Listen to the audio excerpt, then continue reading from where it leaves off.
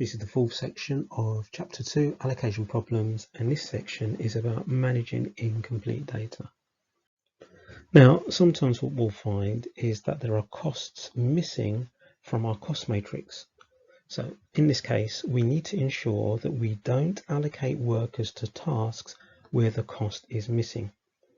Now, we need to make these allocations what we call unattractive, so we don't end up allocating workers to tasks where there is no cost. And we do this by ensuring that the cost, the missing cost, is high. So we're going to put a cost in there, and that cost needs to be at least the largest value times 2. So we need to look in our cost matrix, and whatever the largest value is, we double it, and the value that we put in those incomplete data needs to be a minimum of that. Now, often it's useful to round it off to maybe 50 or 100 or 1,000, something like that, as long as it's at least double the largest value that's in the matrix.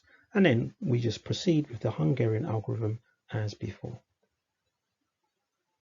And just one little last note, if it's a question where we are dealing with maximizing the profit, for example, then deal with this first before you start to deal with any incomplete data. So in other words, where you reverse the signs of all the elements and then you sort of subtract the value of the lowest element, deal with all of that first, change it into a maximization question first, then deal with the missing data and making it unattractive. Example 6. An agency needs to assign 4 relief chefs, Dennis, Hilary, Robert and Trudy, to 4 restaurants serving Chinese, French, Indian and Italian food. The travelling expenses in pounds that will be paid to each chef are shown in the table. Some of the chefs cannot work in some of the restaurants, as indicated by the dashes here, since they are not familiar with that style of cookery. So Dennis can't do Chinese and Robert can't do French or Italian. So there's no cost attached. So we want to make sure we don't assign Dennis to Chinese or Hilary to French or Italian. So we need to make those tasks unattractive. So we need to look for the largest element that we have here. Our largest value is 40. We need to put in this missing data values which are at least greater than or equal to 40 times 2. So that's 80. So I need to put values at least 80 in there. So we'll just round it off just to make the working a little bit easier. And we'll stick 100. It doesn't really matter what value, but choose something where the working is going to be nice and easy. So stick 100 in there. So now we're ready to start our row reduction.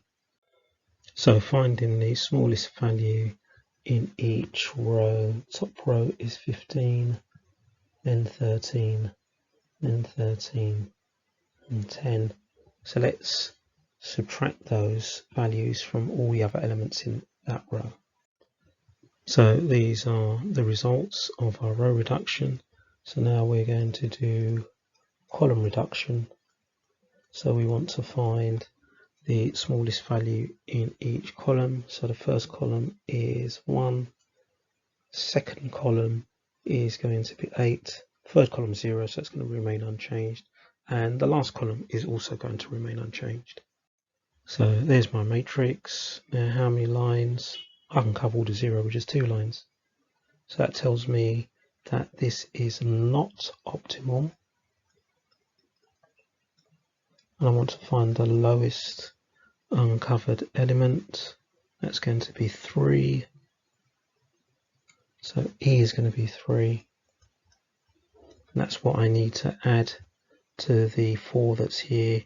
Leave these other zeros unchanged and then subtract 3 from all the other elements.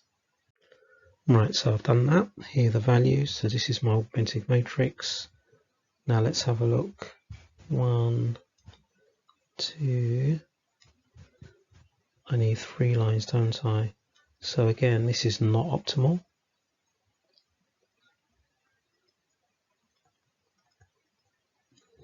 And because every row and every column has 0 in it, there's no point doing row reduction or column reduction. It's going to leave the matrix unchanged. So we carry out the augmentation again. We find the lowest value uncovered element, and that is the one that's here.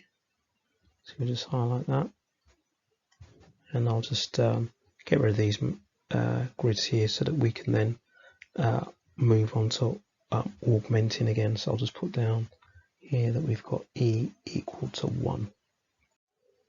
Okay, so here are those values where I've added 1 to the 0 and the 7 that here. All the other elements that are just covered by a single line I've left unchanged, and any element not covered by anything I've subtracted 1, and I've ended up with this. So what's the minimum number of lines that I need here? So I can cover up 2 zeros here, another 2 here, another 2 here, and then I need another one here. Okay, 4 lines, 4 by 4 grid. So this solution is optimal. Right, so I'm looking for rows and columns with just 1 0. So there's just a single 0 in that row. So Robert, he's going to, let's highlight him rather than rub him out completely. So Robert is going to be allocated to the Indian. So restaurant, how's a curry? So that's going to be a cost of 13. Then there's now just a single 0 left in the bottom row. So that means that Trudy is going to be allocated to Chinese. So that's going to be a cost of 14. So I'll just put that in there. Then top row, single 0. So Dennis is going to be French. So we'll just highlight him out. Dennis, French. So that's going to be a cost of 27. And then lastly, that means Hillary is going to be the Italian, and that's Hillary's 13. Now notice where we had the missing values and we put in 100, look at the size of the values, like 81, 75, 83, they were 100 originally. So there's no way these values are going to come down to 0, and it's because we did this part at the beginning. So now we'll write down our final solution. So here's my allocations, here are the costs, and if we total that up, that gives a total cost of £67. Let me just highlight that. Total costs and my allocations with their costs here.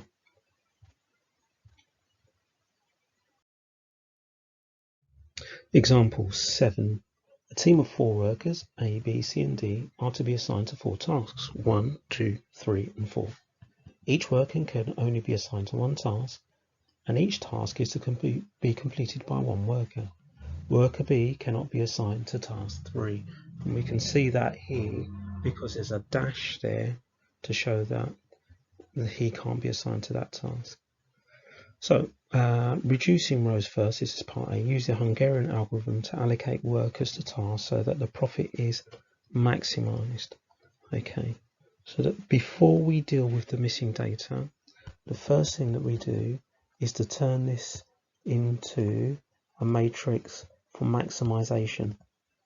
So that means reversing the sign of all the values in the matrix, which we'll do here first.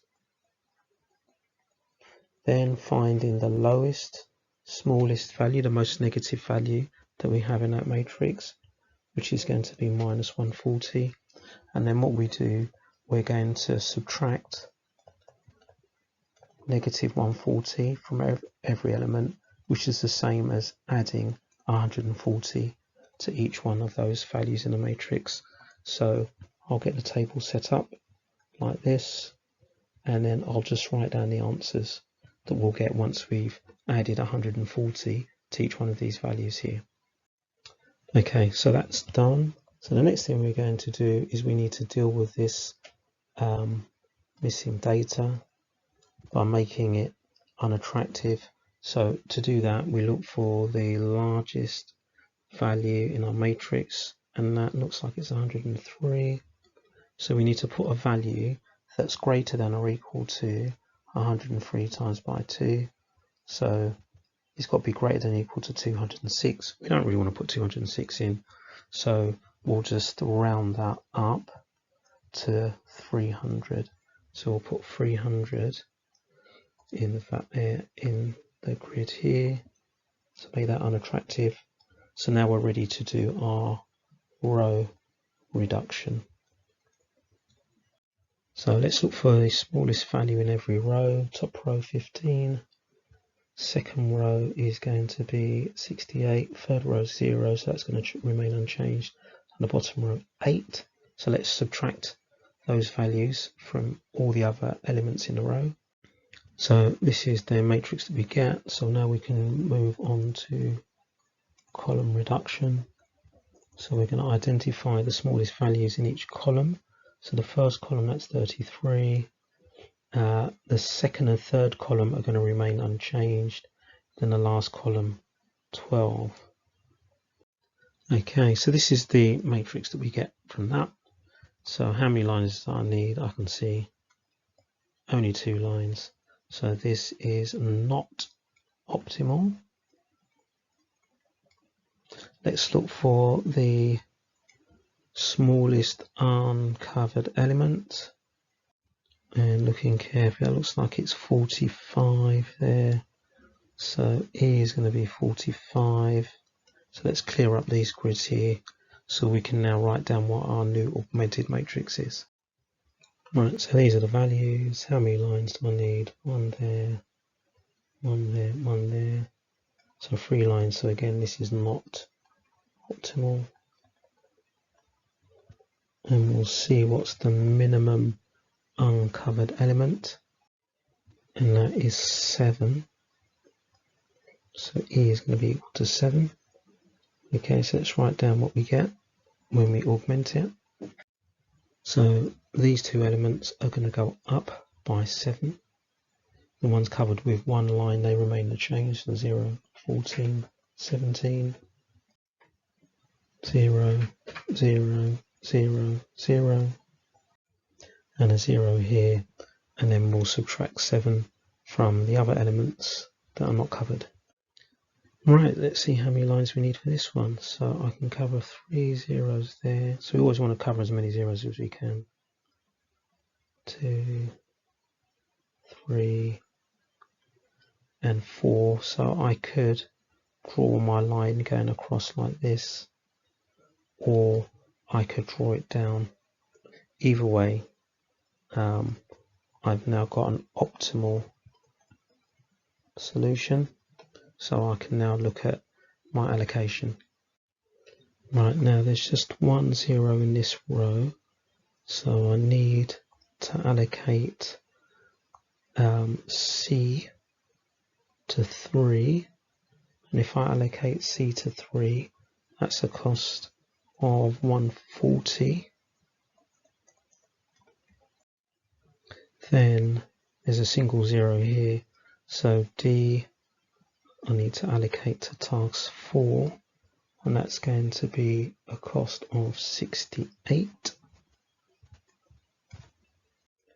Then B to 2, which is 72, and then A to 1, which is going to be 47. So here's my solution, and if I add up all of these profits, I get a maximum profit of £327.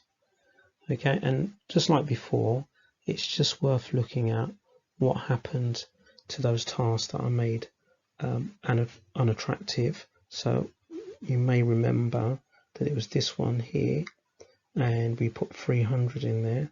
So even when we got to the end, it was still 284, way above any of the others. No way it's going to get down to 0, and we're going to allocate that person B to task 3. It just won't happen.